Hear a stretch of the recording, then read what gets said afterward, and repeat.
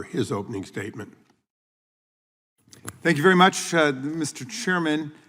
And I suppose that court packing, like justice itself, lies in the eye of the beholder. But there are many different kinds of court packing. Here's one. When Justice Scalia died in February of 2016, when Barack Obama was president, Senator Mitch McConnell announced 10 and a half months before the presidential election that the Senate would not be considering any replacement. The Judiciary Committee would not have any hearing, there'd be no vote in committee, and there'd be no vote on the floor. When people asked why, that makes no sense to hold the Supreme Court seat open, to hold that vacancy open for nearly a year, he said it was too close to the next presidential election and the people should decide. Of course, the people had decided in electing Barack Obama to one of those genuine, bona fide 4-year terms in office, like every other president. Well, we've got a controlled experiment about what would happen, because that was held open. Merrick Garland was nominated by Barack Obama and was left twisting in the wind for nearly 11 months after the death of Justice Scalia. Then, Trump, when he got in, was able to nominate Neil Gorsuch to the seat in his first week in office, and that seat was open for 422 days.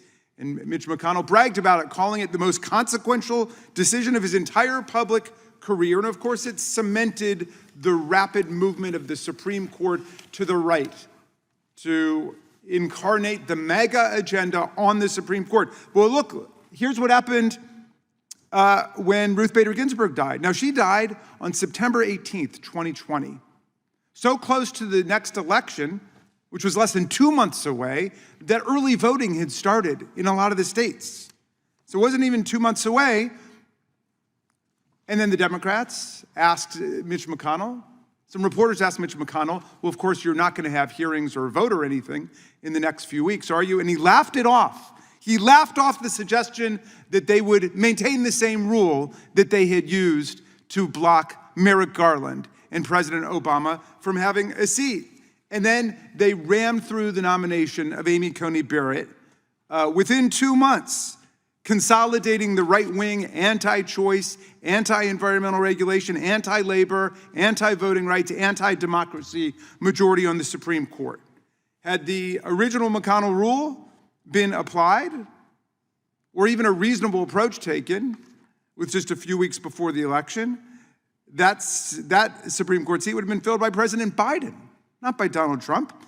Biden won that election, by the way, by more than 7 million votes. If you're interested in what the people want, 306 to 232 in the Electoral College. I know some people came down to overthrow the election, attack our police officers in order to accomplish a political coup to deny that, but that's what happened. So, right there, we've got 2 seats officially stolen by Mitch McConnell and the Republican Senate, giving them a 6-3 mega court with a majority of the court now made up of nominees of presidents who lost the popular vote. Lost the popular vote. Roberts and Alito, Gorsuch, Kavanaugh, and Amy Coney Barrett, all nominated to the court by by presidents who lost the popular vote. Now, if you don't believe that this Supreme Court has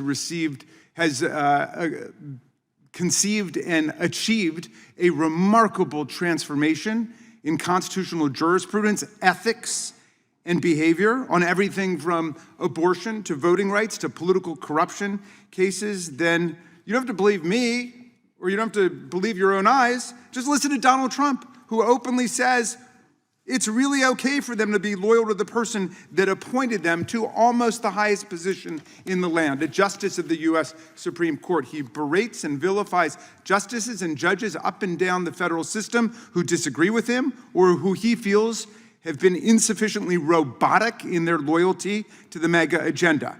It's true, he doesn't want a justice loyal to the people, as the good chairman of the subcommittee says, or the Constitution. He wants a Supreme Court loyal to him and whatever is going to advance his interests, his money, his family, his corporations. He's got a Supreme Court majority so robotically loyal that they will pluck a doctrine out of thin air nothing to do with originalism, nothing to do with textualism, out of thin air to insulate the president from liability for felony crimes committed in office. We went for more than 2 centuries without any president ever claiming the right to commit crimes under his office and not to be prosecuted for it. But here we are today. The Supreme Court, we must acknowledge, has been a profoundly conservative, reactionary institution for the vast majority of our history. And what did the Supreme Court ever do for enslaved people between the founding and the Civil War? Nothing, other than in 1857 in the Dred Scott decision, cement their subjugation into place, saying that the African slave and his descendants have no rights a white man is bound to respect in any way. And then even after the Civil War, after the passage of the 13th, 14th, and 15th Amendments, drawn from the blood, sweat, and tears of the Union and the people who fought to defend our country against the Confederacy, the Supreme Court gutted the meaning of the Reconstruction Amendments in the civil rights cases. And then in 1896, in Plessy versus Ferguson, constitutionalized the reign of Jim Crow, separate but equal. So we have a couple decades around the Warren Court, maybe the first few years of the Burger Court, where the Supreme Court acted on the side of the people.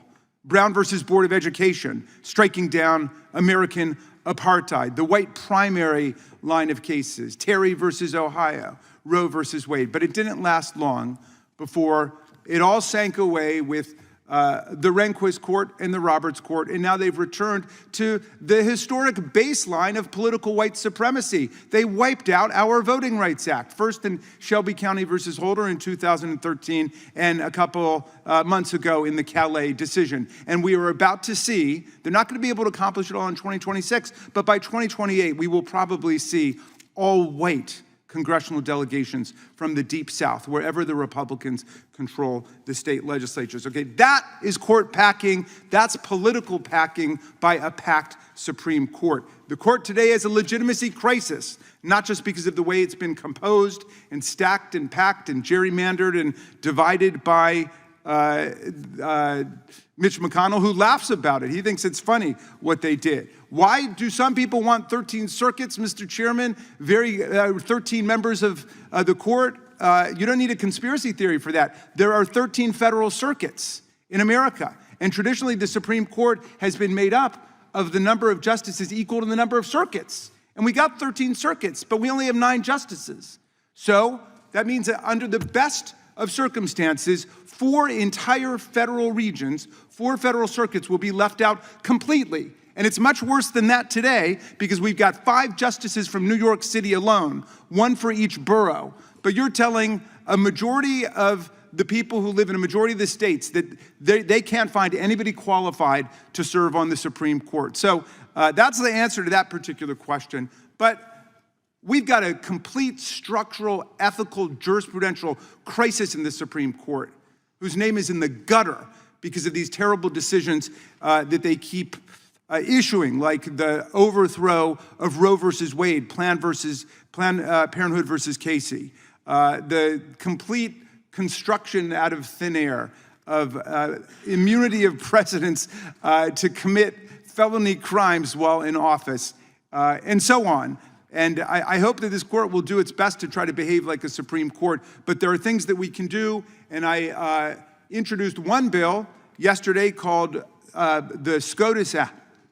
And the SCOTUS Act is creating a new way for cert to be granted, because this Supreme Court is obviously acting like a legislature.